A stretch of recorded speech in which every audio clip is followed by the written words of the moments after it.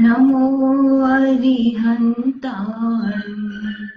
नमो सिद्धाणं नमो आयर्याणं नमो वज्रायाणं नमो लोके सव्यसाचिनं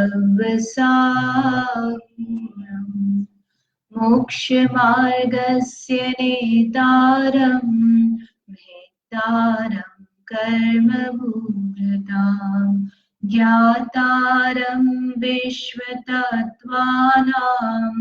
वन्दे तद्गुणलब्धये।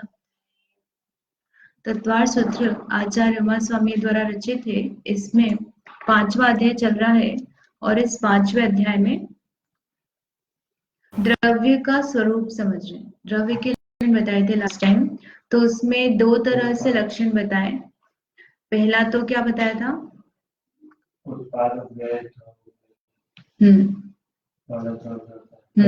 पर्याय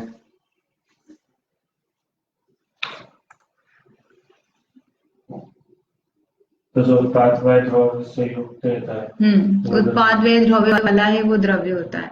ठीक है। और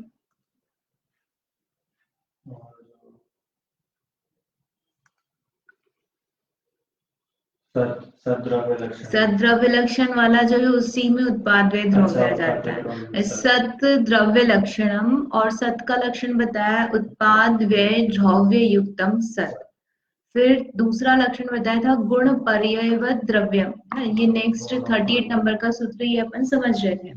तो इसमें क्या बताया कि जो द्रव्य होता है, पदार्थ है, मैटर है, वो कैसा होता है? गुण और पर्याय वाला। तो फिर गुण किसे कहा?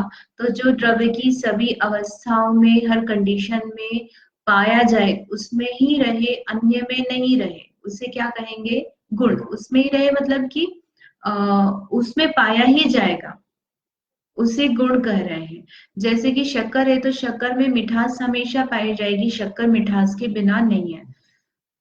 पुद्गल है, पुद्गल के लिए हमने क्या कहा कि उसमें स्पर्श हमेशा पाया जाएगा। टच जो है, चाहे वो ठंडा हो, गर्म हो, कड़क हो, नरम हो, कैसा भी उसका स्टेट हो, लेकिन उसमें स्पर्श तो पाया ही जाना है।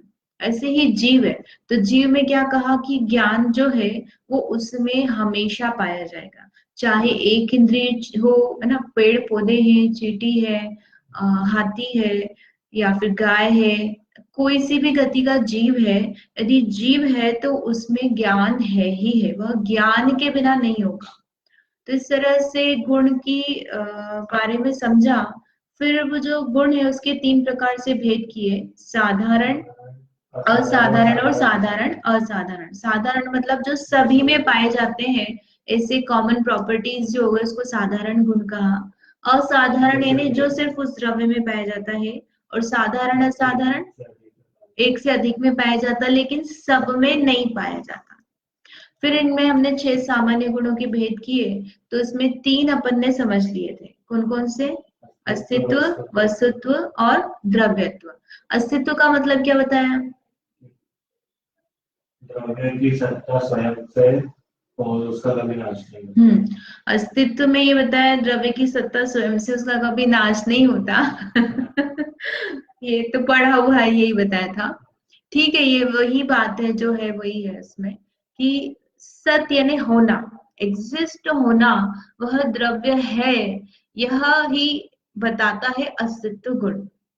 यानी होना मात्र ही ये बता रहा है कि उसमें गुण है, कौन सा? अस्तित्व गुण। यदि अस्तित्व गुण नहीं है तो इसका मतलब उसका एग्जिस्टेंस ही नहीं है। एग्जिस्टेंस नहीं है तो आगे के गुणों की हम बात ही नहीं कर सकते।